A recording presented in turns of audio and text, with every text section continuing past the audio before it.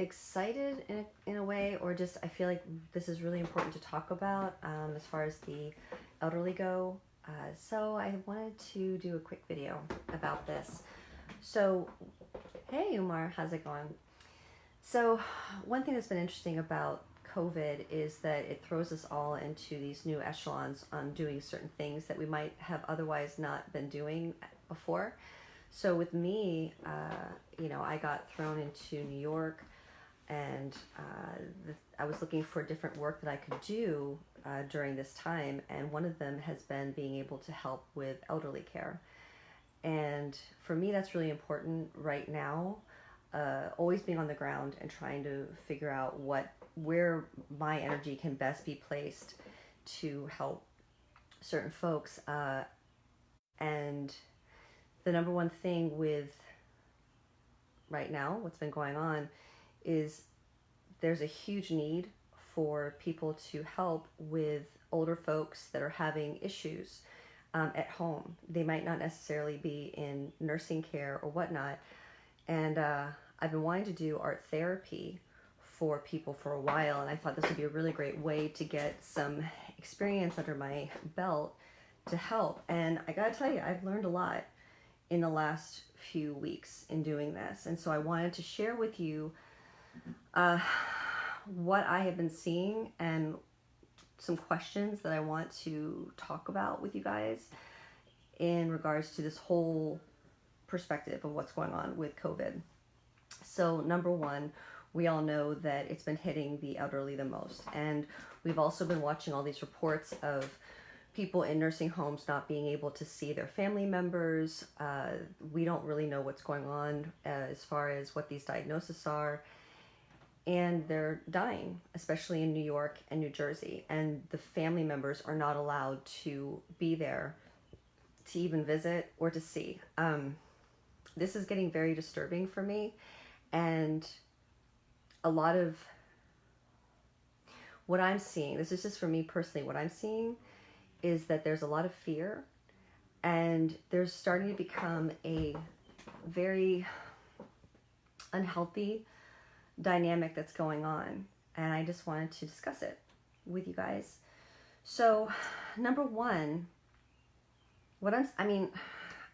it's almost hard for me to even, let me grab my wine.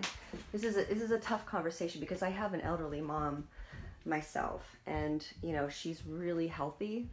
She's in good spirits. She's always, out and about doing things. And honestly, guys, she's doing everything the opposite of what the CDC and all these folks are telling people to do.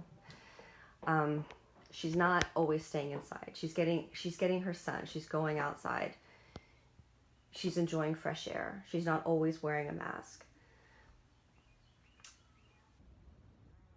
More folks that are elderly that, number one, they're afraid to even leave their home.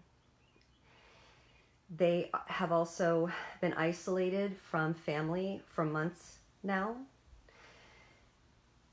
Sometimes the conditions of the home are not always super healthy or super sanitary unless they've got help on a regular to make sure that there's no dust and there's no issues as far as just general cleanliness, to make sure that while they're stuck in their home, they're still able to have a healthy living environment and breathing in healthy things. But at the same time, they're afraid to go outside because they're being told that being outside is going to get them sick. They're also afraid of judgment. If they're outside, people are concerned of, they should be wearing a mask. But then when they're walking around with a mask, they can't breathe. This is a big concern. 2 weeks ago, I was at the wine store, and I was picking up a bottle for myself, and there was an elderly lady. I did a video about this. There was an elderly lady that walked into the store, and she was kind of like half wearing her mask and half not. And she was looking at me so afraid that I was going to judge her, or afraid that I was going to be afraid that she wasn't wearing her mask. And she just looked at me and she goes, "I can't breathe in this." She's like, I'm trying to stay safe, but I literally can't breathe in this. I'm going to pass out. And I said, "Girl, you need to get your fresh air. Don't even worry about it." And she was so relieved that, I was supporting her and not judging her on that. This whole thing has gotten way, way out of hand. The other day, I met a couple where they literally have not gone out in the sun in like 3 months, and they were feeling sad. They were feeling hopeless. They were starting to lose their energy. They've been sitting all the time in the chairs. Now, for elderly folks to be sitting all the time is really exceptionally dangerous. It's bad for us in general to sit all the time. I mean, I don't know if you can tell, but like, I've gained weight. I don't feel really good. I try every day to get out and walk, but it's nothing like going to the gym and like really doing a strong workout. And then you feel so energized and you're ready to go. So you can only imagine what the elderly are feeling like, where they're afraid to even walk down their driveway. No, everyone's telling them, especially like family members, don't leave your house at all. We're so afraid for you. It's almost getting to the point where it's like caring is killing at this point. Stay inside. Don't do anything.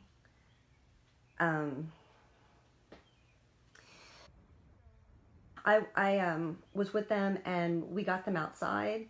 We got them in the sun, and we were joking and laughing and having a good time, and just, they want to feel human.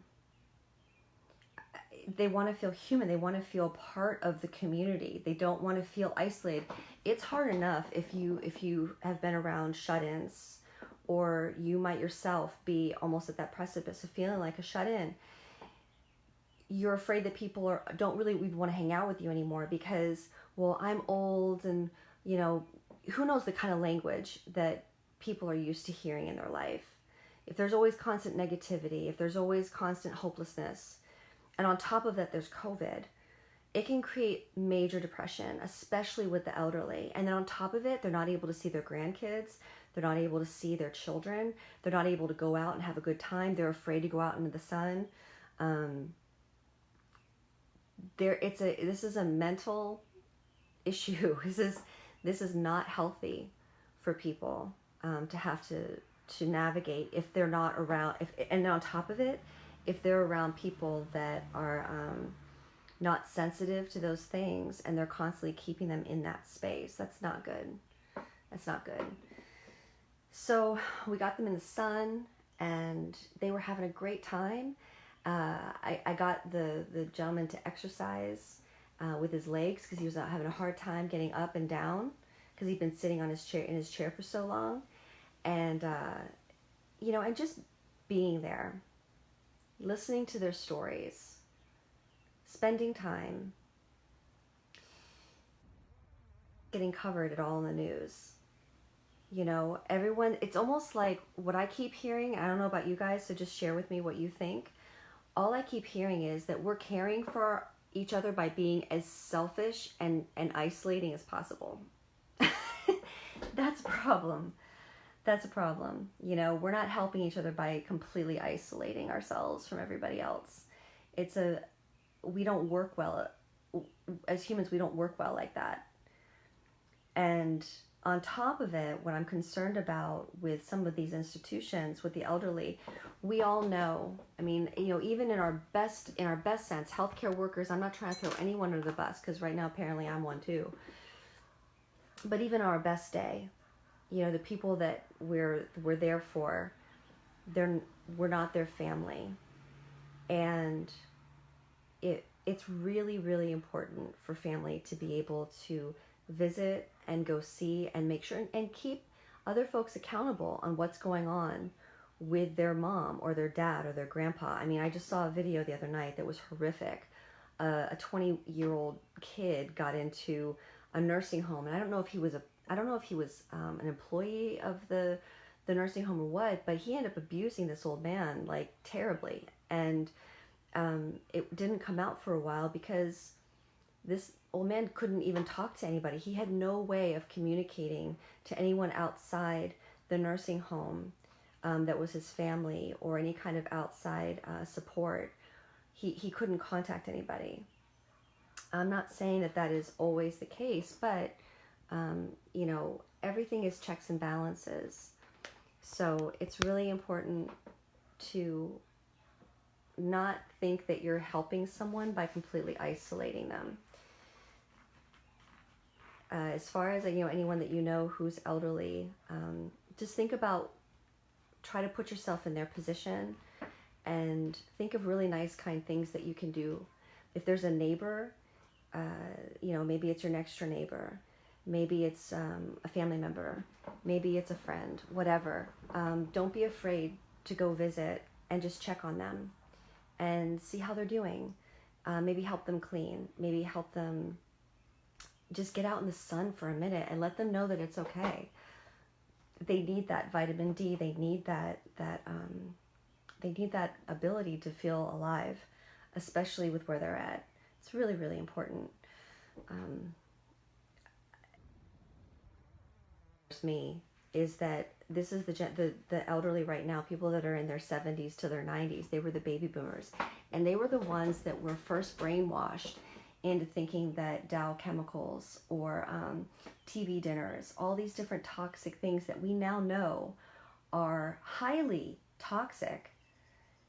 They're the same people that are telling us of what health is now, that oxygen is bad, CO2 is fine to keep breathing in over and over again in our systems. Well, you know who needs the CO2 is the trees. The trees need our CO2. And if we keep wearing these masks, the CO2 is not going to go to the trees. It's so backwards. And I have to wonder if this lifetime of them falling into listening to all of this junk that made them, their immune systems compromised in the first place, now they're listening to the same voices that just, it doesn't make sense on what's actually going to be healthy for them. On top of it, now there's a whole movement in the healthcare industry that those that are working around anyone, they have to literally wear their masks anytime they go anywhere in public, all the time. They have to wear their masks. It's really dangerous to do that all the time. You need to have your oxygen. It's just common sense. I just can't believe I can't even believe that we're having these conversations of like the basic thing of like what oxygen does and how important it is. Another thing that I found really interesting too is in my research of finding out about COVID, is that it's actually a parasite. I will link what I've been finding out, of course, like I usually do, in the comments below. That is why the malaria drug and things that actually destroy parasites in your system, that's why it's working for COVID. You guys, every disease is a yeast, fungus, mold, parasite. And then our immune systems are constantly getting compromised by toxins in the environment, or bad food, preservative food, different drugs that are synthetic that are not good for our system, compromise our immune systems. And then we want to hear those same voices telling us what we should do to be healthy and not breathe oxygen.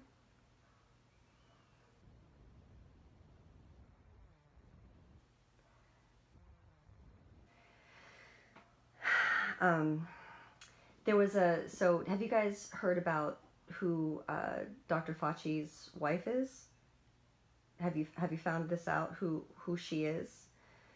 She also works for the National Institute of Health, and she's in charge of the Department for Human Experimentation on all kinds of different things, which I found very interesting. And she said that we've now come to a collective community perspective on health, and that sounds really nice, right? But what it actually means is that we've got to the point where they don't have to hire anybody for human experimentation. They've literally made people feel so guilt-ridden on or self-sacrificing that they have young volunteers, and they're doing this in the schools. I don't know what they've done to the millennials, but or is it Generation Z now, or whatever their generation is that came up from 2000 to now. Basically, people that are 18 to 24 have zero problem literally volunteering their bodies to all of these different experiments. They're doing it at UPenn for the vaccinations. They're doing them all over the place. And apparently Fauci's wife has been involved in this for a very long time, and they were actually cultivating and trying to create this culture of volunteering yourself for all kinds of health vaccinations and whatnot. Basically thinking that it's complete, you have no right. Actually, your only right as a human, and what you should do is just be a guinea pig, basically, for the sake of humanity. Into the elderly.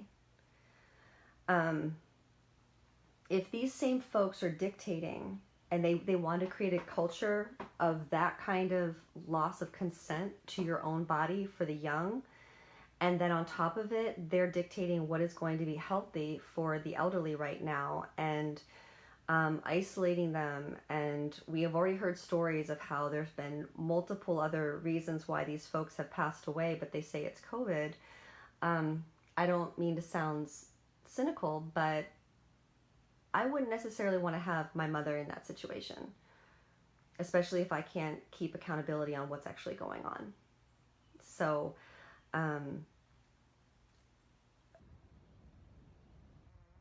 is let's not let this whole COVID thing, because we're all feeding into this fear, allow something really bad to happen to our elderly folks, because is turning a blind eye and isolating. So wherever you're at, again, if you know someone who is elderly, call them up, check them out, make them feel connected. If they need help cleaning their home, if they need help with all kinds of different things, don't be afraid, you know. If your family, like, you know, guys, your family, you know, it's important. It's really important. I think at the end of the day, the biggest thing that can happen with this whole COVID thing, as far as negativity, is the mental negativity that can get into your head, and you feel really isolated. So I could go a little further. I don't know if I'm really ready to go a little bit further as far as some stuff that I've seen policy-wise, that I feel that the elderly are getting thrown under the bus. Maybe I'll just leave it at that, and you guys can think about that. But don't let them get thrown under the bus, please. The stories, the amazing, what I've experienced in the last few weeks of putting myself out there and wanting to help, and putting myself in these spaces of meeting these folks and being able to intimately help and learn about them and encourage and humbly support, you know, and keep their dignity, has been such a huge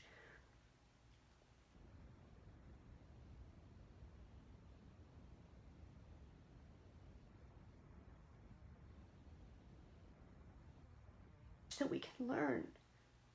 We can learn so much from people that have lived, you know, 9 decades, and they've got so much wisdom, and they just want to share it. And sometimes we, in our narcissism, or the idea of youth is so smart, we kind of throw that away, and we don't listen. Don't do that, especially now. Stay connected, and do what you can to help. It's been a huge blessing for me, and it's something that I would never have thought I would have been doing, you know, 2 months ago. And now I'm so glad that I am. It's really wonderful. So there's that. Keep an eye out for, you know, these things that just keep